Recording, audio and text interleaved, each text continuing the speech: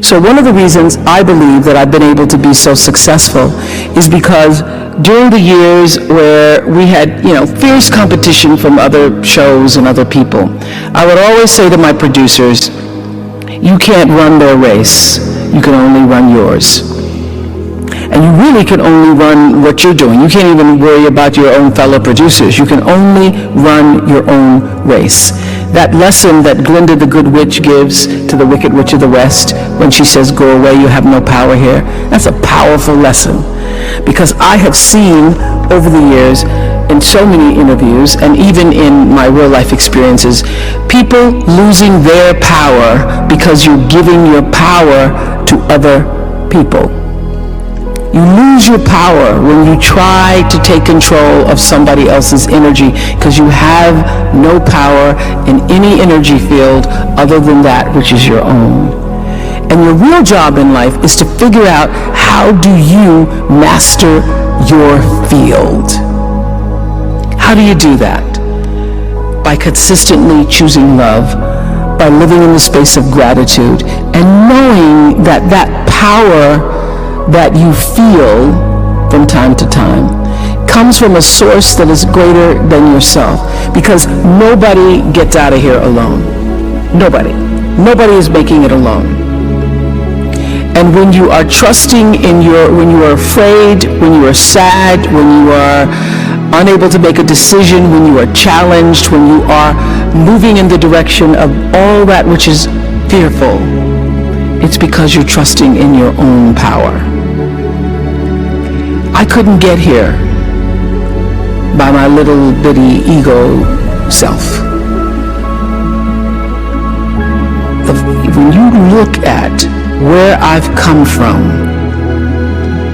the little town, apartheid town, in Kosciuszko, Mississippi in 1954, where there were more lynchings of black men per capita than any place else in the world.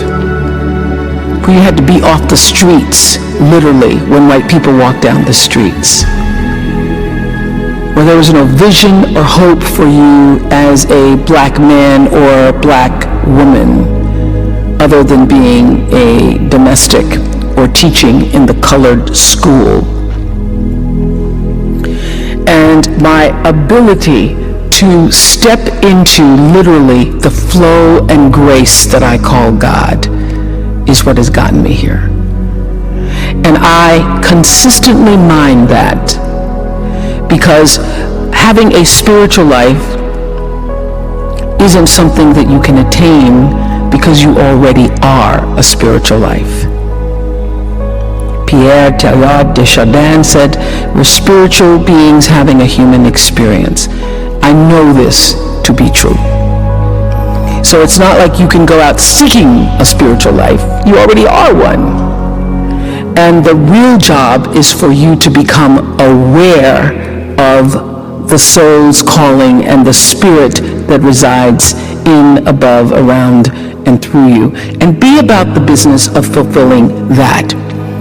There is no one else in creation like you. There's nobody like you. And what you've come to do and what you have to offer is like no other, even if they're all doing the same thing. Every single person who ever came on my show, and I hear there's like 37,000 guests I've talked to, a lot of them came from dysfunction and a lot of them wouldn't appear to be teachers, but every one of them had something to say that was meaningful and valuable and that I could use to grow myself into the best of myself, which is what all of our jobs are. Your number one job is to become more of yourself and to grow yourself into the best of yourself.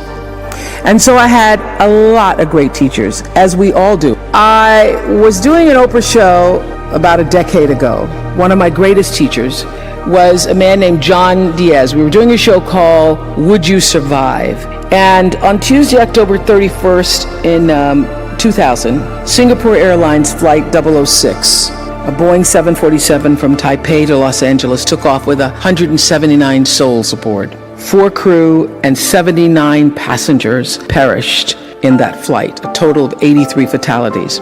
There was a typhoon rolling through at the time, and the plane went down the wrong runway. Now what's interesting, John Diaz was on that plane, and he had several indications, whispers, that he shouldn't have gotten on the plane, but he did anyway. He got on the plane, and he managed to be one of the survivors. And on the Oprah show, I was asking him, what do you think it was that you were one of the survivors? And I said, do you think it was your position on the plane? Because he was in first class, and he was sitting on the right next to an exit door. And he said, yes, I think it might have been the position of the plane. And also my quick thinking, he says, and the fact that I didn't stop moving. So I said, you don't believe, you're not a religious man, you don't believe that there was some kind of divine intervention going on there? He goes, no, I'm not a religious person. I do not believe that it was anything divine. I don't believe that. I did see, he said, as I got knocked back into the plane, that it looked like Dante's Inferno, with people strapped into their seats and just burning. And it seemed a bit to me, as I turned and looked backwards, like there was a light coming out of the tops of their heads. I guess you could call it an aura was leaving their bodies, and some lights were brighter than others. It changed, he said, it changed me. It gave me a new kind of spirituality, in a sense, that I now believe somehow, I don't know how, but life continues on somehow through that light. And I thought, I'm not a religious man, but I thought the brightness and dimness of the auras were how one lives one's life, so to speak. So that's one of the major things that really has changed with me since then, he says. I want to live my life so my aura, when it leaves, is one of the brightest ones. I got chills when he said that. How does one lead a meaningful life? Because ultimately, isn't that what we all want? We want to lead a life so that however we transition, people can say, wow, that was a bright one. That was a bright light. First of all, I think that it comes from a deep sense of awareness about who you are and why you're here.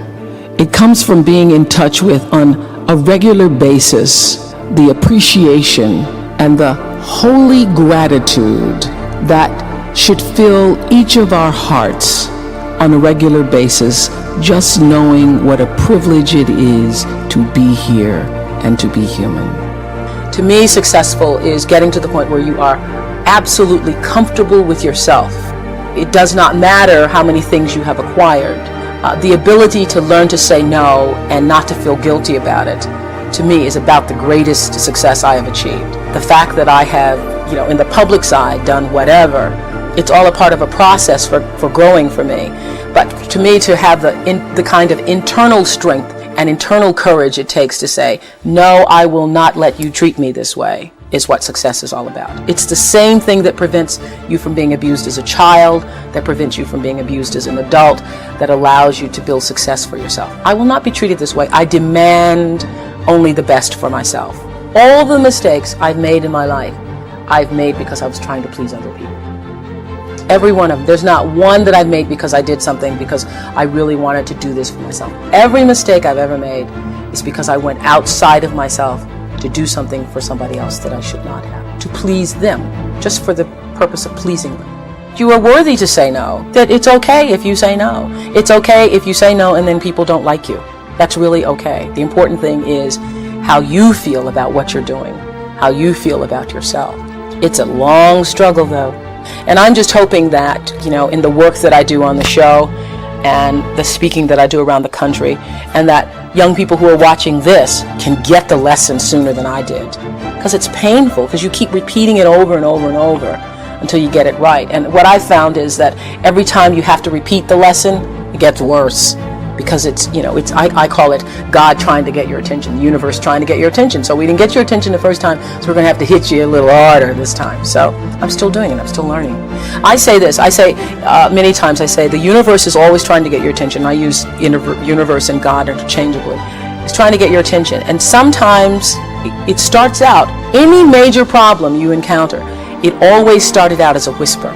By the time it gets to be a storm, you've had a pebble knock you upside the head, you've had a brick wall, you've had the house to fall down, and before you know it, you're in the eye of the storm. But long before you're in the eye of the storm, you've had many warnings, like little clues. So now my goal in life is to not to have to hit the eye of the storm, is to catch it in a whisper, to get it the first time. And getting it comes from understanding I think the one thing that has allowed me to certainly achieve both material success and spiritual success is the ability to listen to my instinct. I call it my inner voice. It doesn't matter what you call it, nature, instinct, higher power. But the ability to understand the difference between what your heart is saying, what your head is saying. I now always go with the heart. Even when my head is saying, oh, but this is the rational thing, this is really what you should do, I always go with that little feeling, the feeling. I am where I am today because I have allowed myself to listen to my feelings. I feel that luck is preparation meeting opportunity. One of the biggest lessons I've learned recently is that when you don't know what to do, you should do nothing until you figure out what to do. Because a lot of times you feel like you're pressed against the wall and you've got to make a decision. You never have to do anything. No, don't know what to do. Do nothing. I wait. And that has been a big lesson. To be willing to be still with myself and trust myself and my higher power to help me make the right decision and to not feel pressured. See, I think, we create stress for ourselves because you feel like you have to do whatever, you have to do it, you have to. I don't feel that anymore. You must know inside, in the deepest part of your being, that you matter. Not just that you matter, but also why. So for me, the foundational base of empowerment, of entrepreneurship, of any kind of engagement, the foundational base of my success, of my well-being, my wholeness, my everything is knowing who I am and where I come from. In my living room right now is a painting that I've owned now for 30 years. You can Google it. It's called To the Highest Bidder. And it's at the center of my house. And it's at the center of my house because it actually is symbolic of the foundation of not the house, but the foundation for my life. The painting is by Harry Roseland, who was a genre painter in the early 20th, late 19th century. And the painting's over 6 feet tall, and it shows a slave woman on the auction block holding her daughter's hand. And I cannot come in the door, my front door, or I cannot leave without passing that painting. I am reminded of where I come from every day of my life, and I am reminded because I never want to forget it. And in my library, I have a framed list of enslaved African American people, remember I showed you, who were held in bondage on various plantations, listed in the ledgers alongside the cows and the horses and the buggies and the other property. And I pass this list every day. And often I stop in front of it and just speak their names out loud and their ages. Jonas, 11 years old, $500. Sarah, 41 years old, $900. Elizabeth, 57, $800. And I force myself to consider the absurdity and the obscenity of prices being affixed to each one should they be placed up for sale. And I sometimes just pause before them with a prayer, particularly before I have to make a big decision about one of my companies or whether I move forward or whether I stay still. It reminds me, speaking those names out loud, not only of where I've come from, but how far I have to go because of them. And it reminds me that I am never alone. It reminds me of what I've come through to get through. And even when I find myself in settings where I am the only black woman, still, that kind of singularity, it doesn't make me uncomfortable. And I gotta tell you, it never has made me uncomfortable. One of my favorite teachers is Gary Zukav, who says that authentic power is when you learn to use your personality to serve the energy of your soul. So you are the bigger soul that has a personality. When you figure out how to take, I have a big personality. It's lovely, it's charming, but it's not me. It's not me. I'm here to do my soul's work, and I use my personality to serve the soul's work. And everybody has a different talent, and the reason we're all so messed up is because you're looking at everybody else's talent and wishing you had some of their talent. All the energy that you spend thinking about, wishing about, being jealous of, envious of anybody else is energy that you're not only putting out is going to come back to you negatively, but you're taking that away from you. All your energy should be forced on, what do I have to offer? What do I have to give? How can I be used in service? Because Dr. King's message of not everybody can be famous, but everybody can be great, because greatness is determined by service. And there is not a job in here that you can do that you don't switch the paradigm to service and not make that job more fulfilling. I don't care what the job is. If you say, I'm a singer, I'm a dancer, I'm an artist, I'm a teacher, I'm a nurse, I'm a doctor, I'm a janitor, I'm a clerk, if you say, if I look at this from, how do I use this in service to something bigger than myself? It no longer becomes a job. It becomes an offering to the world. And that is why you're here. And when you can line up with whatever that is, line up with that. And all you have to do is keep asking the question. And ask the question in purity, not in, when's it gonna come? The reason why I was number one for 25 years is because I figured out early on, there is no story anybody has ever heard that somebody else hasn't experienced. Nothing. And I also figured out, probably maybe the first or second year, that all pain is the same. That a mother in Somalia feels the same way as a mother in Seattle when she loses her child. And the common denominator in the human experience is our emotions and our feelings. And the more vulnerable and open you are willing to be with your story, the more actual understanding you create with other people, and the more powerful you become. People don't think less of you for sharing your story. They think more of you for having the courage to share it.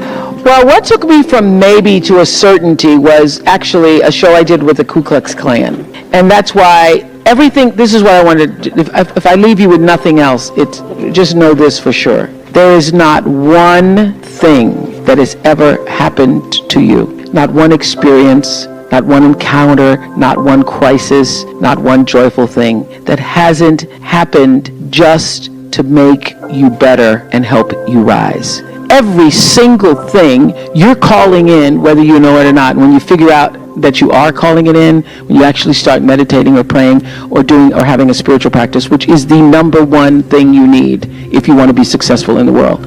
You need something that gives back and nourishes you, regardless of what you call that. You need to fill your cup so that you can be so full your cup runneth over and you have enough to give to other people. If you don't fill your cup, you end up dried up. You end up tired, exhausted, and don't have enough to give to other people. You end up resentful every time somebody asks you because your cup is empty and now they want some of yours. So your number one job is to fill your cup and make yourself whole.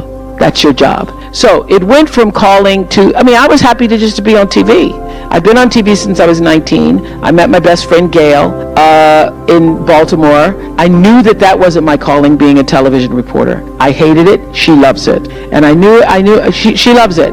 I hated it. I always felt out of alignment with myself. But my father was like, girl, don't give up that job. You making $25,000 a year and you 25?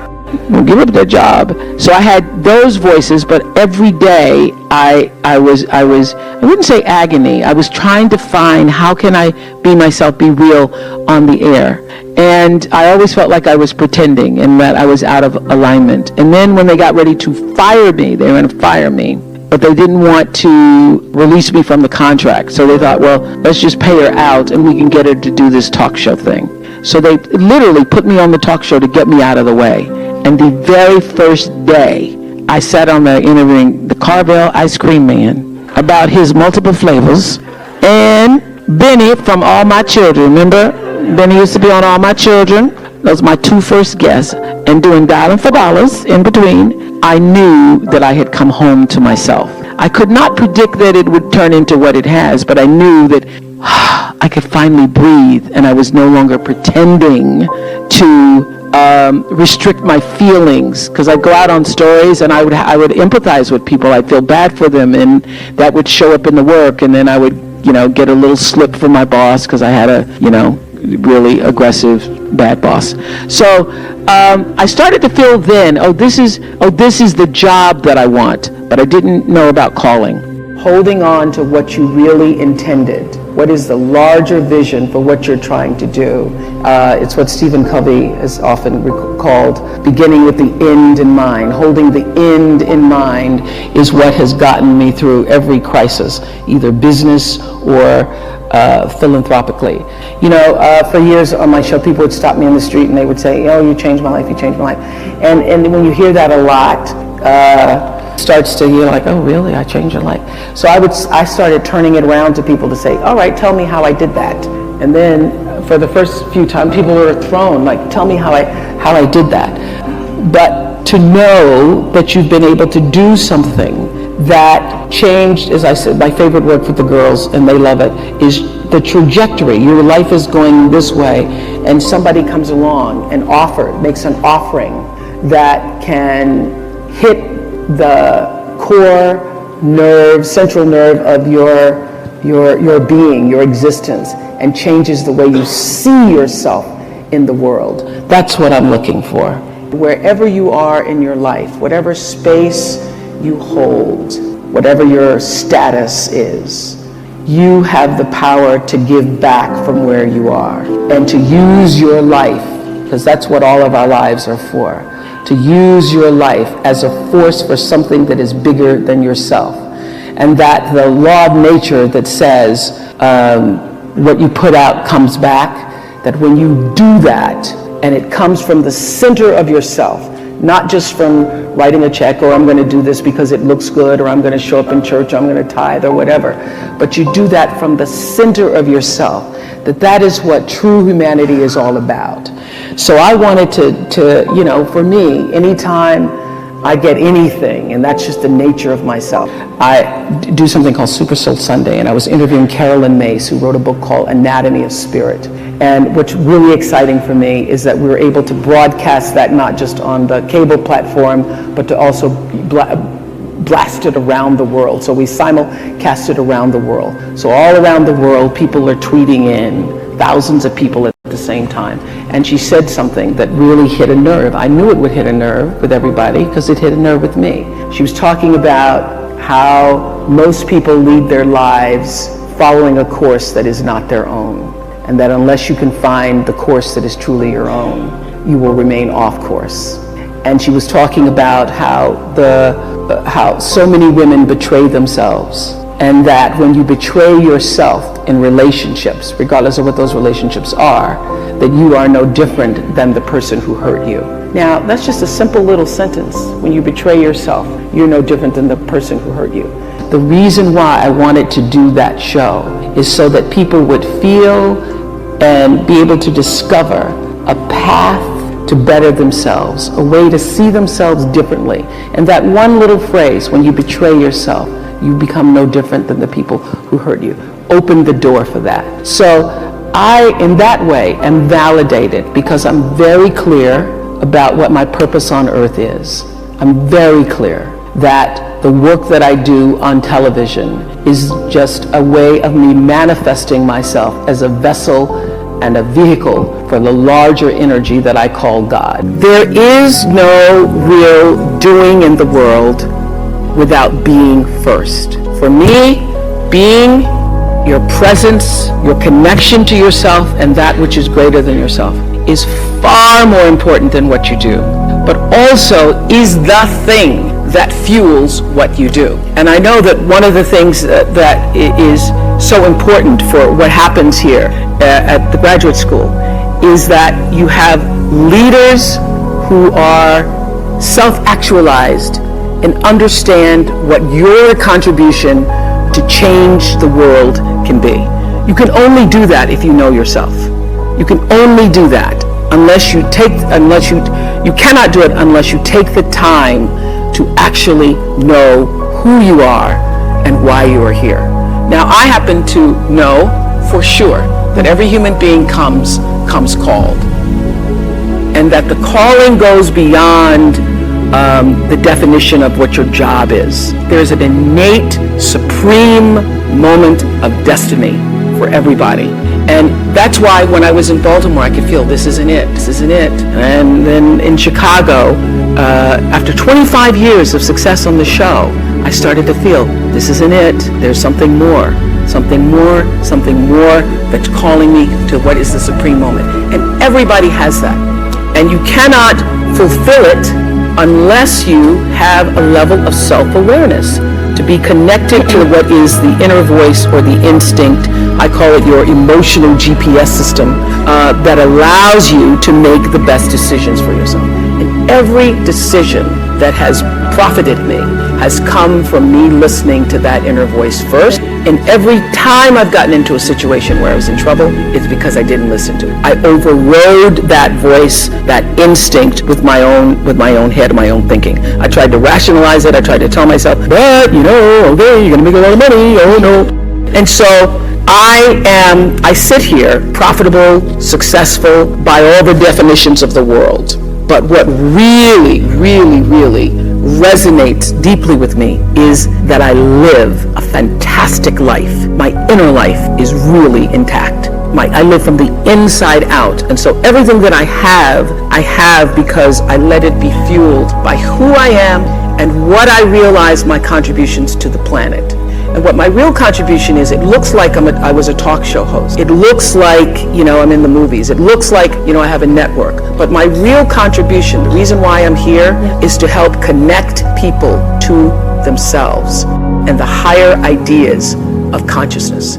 I'm here to help raise consciousness. I live by the third law of motion in physics. For every action, there's an equal and opposite reaction. That is my religion. I know that what I'm thinking and therefore going to act on is going to come back to me in a circular motion, just like gravity, like what goes up comes down. And so what also propels the action is the intention. So I don't do anything without being fully clear about why I intend to do it, because the intention is going to determine the reaction, the result, or the consequence. In every circumstance, I don't care what it is. Everything is fueled that comes from me really wanting to be a better person on earth. And this is what I know to be true. One of the reasons why I live such a fantastic life is because I pay attention. I pay attention to my life. And your life is your greatest teacher. Every single thing that's happening to you every day, your joys, your sadnesses, your challenges, your worries, everything is happening to bring you closer to in here. Everything is trying to take you home to yourself. And when you're at home with yourself, when you're solidly there, connected to whatever you call creation, even if you don't call it anything, connected to an energy force that has unlimited power for you, when you can connect to that, you are your best.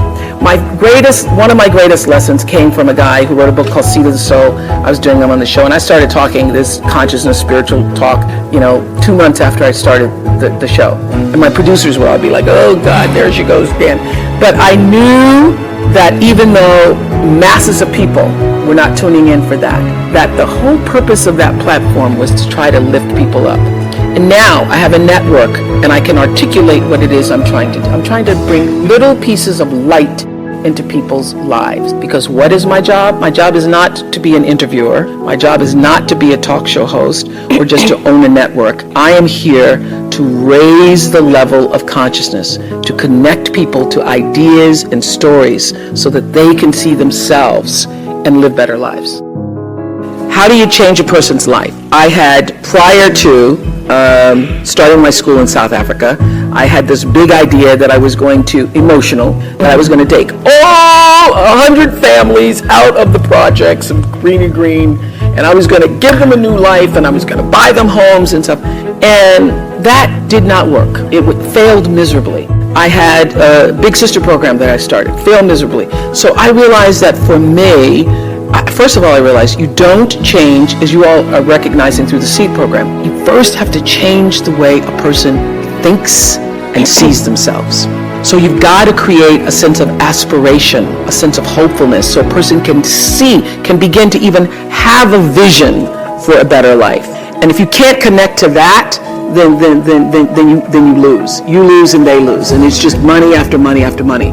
So for me, it's using my philanthropy to do what I have found to be enormously helpful. You know, the light in my life was education. So for me, in the beginning when I started to make money, especially when it's published, everybody and their brother, and then you've got to make a decision. Am I going to do what everybody else wants me to do? Or am I going to be led by who I really am? And I learned, as will happen to anybody who's successful in your family, people start treating you like the First National Bank, and you've got to decide. You've got to draw the boundaries yourself and decide how are you going to use your money, your talent, your time in such a way that it's going to serve you first, because if it doesn't allow you to be filled up, then you get depleted. So my decisions are now emotional and logical, meaning I choose education, but I do it in such a way that's actually going to benefit the person that I'm serving. Then it's not just, oh, I want to help people. When people show you who they are, believe them the first time. Live your life from a point of view of truth, and you will survive everything. Everything.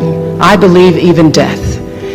You will survive everything if you can live your life from a point of view of truth.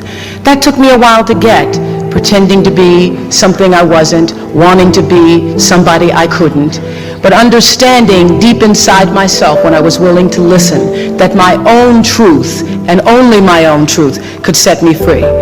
Turn your wounds into wisdom. You will be wounded many times in your life. You'll make mistakes. Some people will call them failures. But I have learned that failure is really God's way of saying, excuse me, you're moving in the wrong direction. I remember being taken off the air in Baltimore, being told that I was no longer being fit for television and that I could not anchor the news because I used to go out on the stories.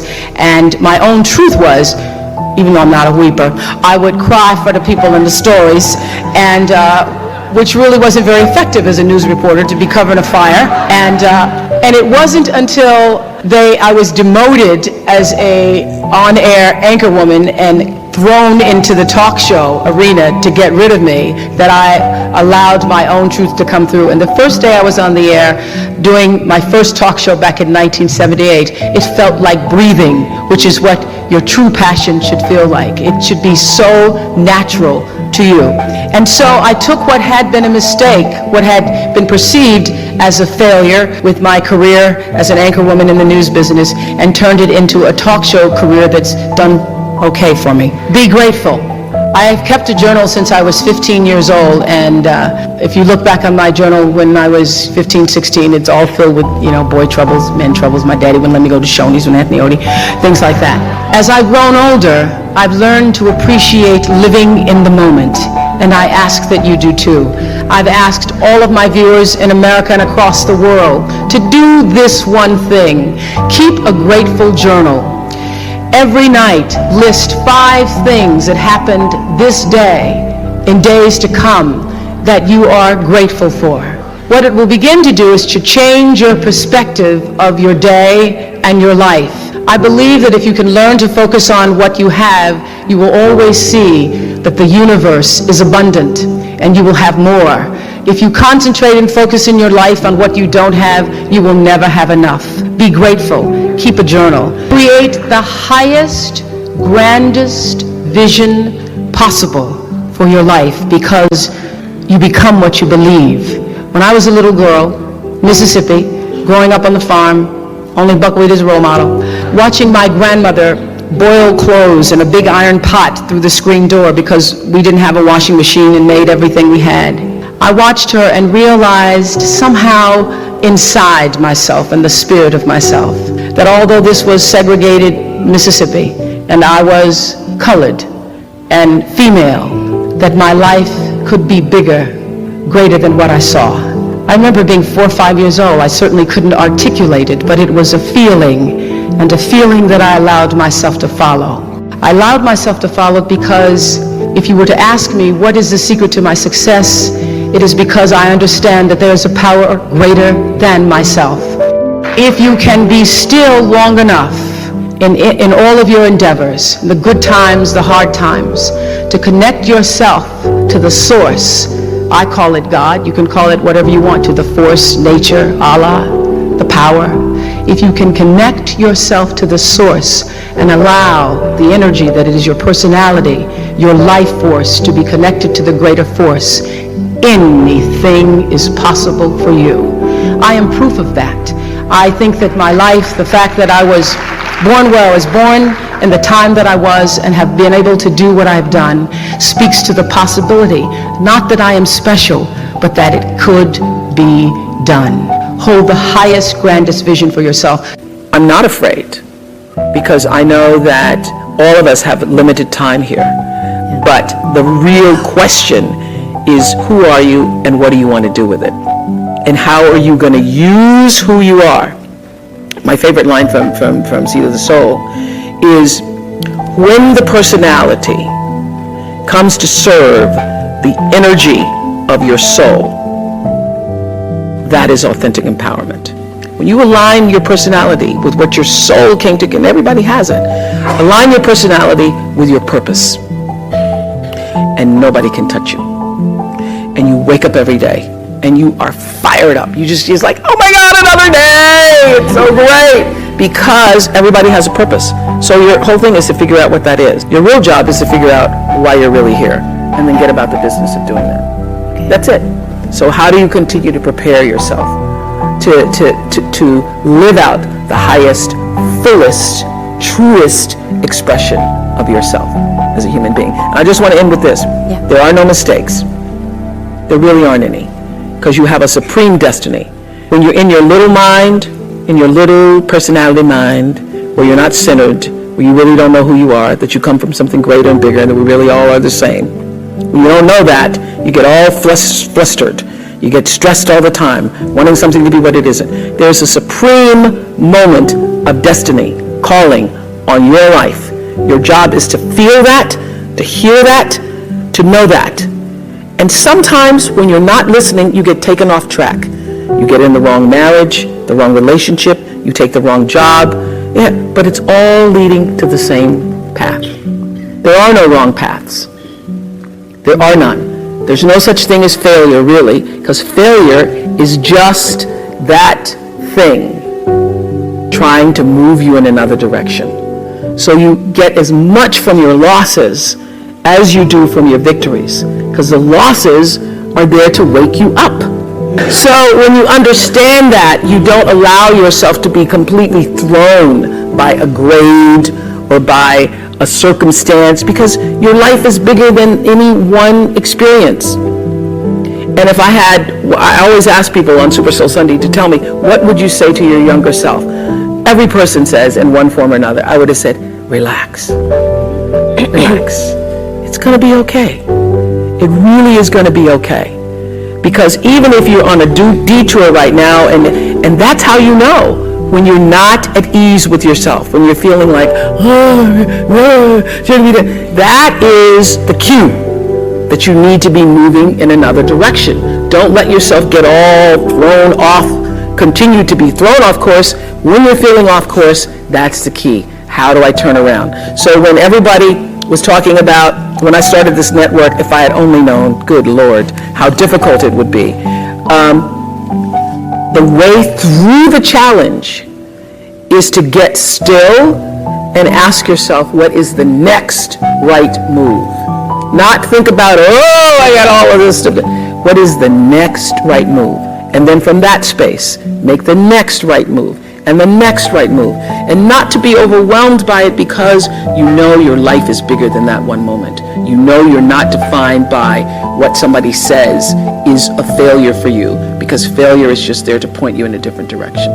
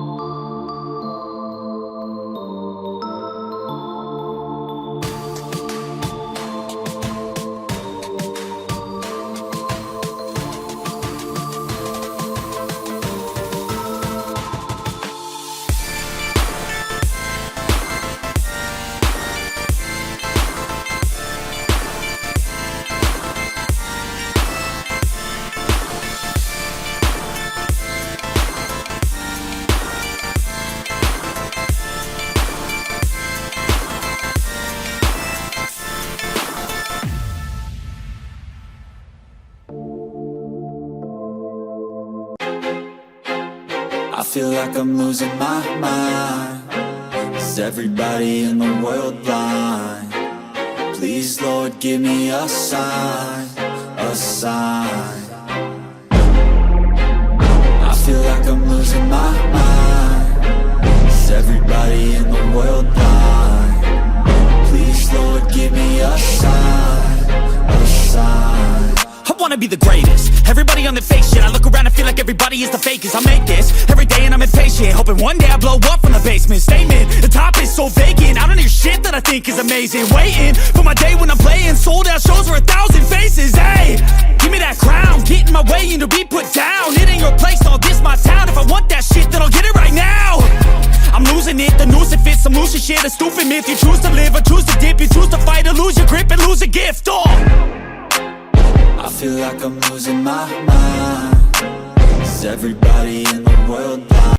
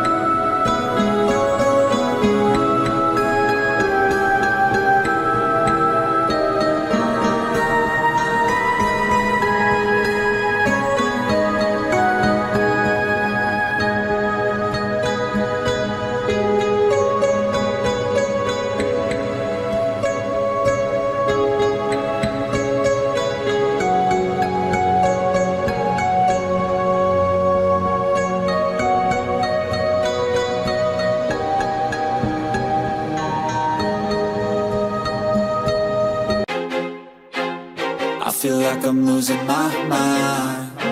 Is everybody in the world blind? Please, Lord, give me a sign, a sign. I feel like I'm losing my mind. Is everybody in the world blind? Please, Lord, give me a sign, a sign. I wanna be the greatest. Everybody on the fake shit. I look around and feel like everybody is the fakest. I make this every day and I'm impatient, hoping one day I blow up from the basement. Statement, the top is so vacant. I don't hear shit that I think is amazing. Waiting for my day when I'm playing sold out shows for 1,000 faces. Hey, give me that crown, get in my way and to be put down. It ain't your place, all this my town. If I want that shit, then I'll get it right now. I'm losing it, the noose it fits. I'm losing shit, a stupid myth. You choose to live or choose to dip. You choose to fight or lose your grip and lose a gift. I feel like I'm losing my mind. Is everybody in the world blind? Please, Lord, give me a sign, a sign. I feel like I'm losing my mind. Is everybody in the world blind? Please, Lord, give me a sign, a sign. Yeah. There's no mercy in this world, just hunger-thirsty persons in different versions. Each new update, that shit worsens. Why? Pull back the curtain and you'll see the different vermin. We all have different burdens that all seem to cause disturbance. Yo, so do me a favor, don't treat me like a neighbor. Don't need the different flavors of your problems just to savor.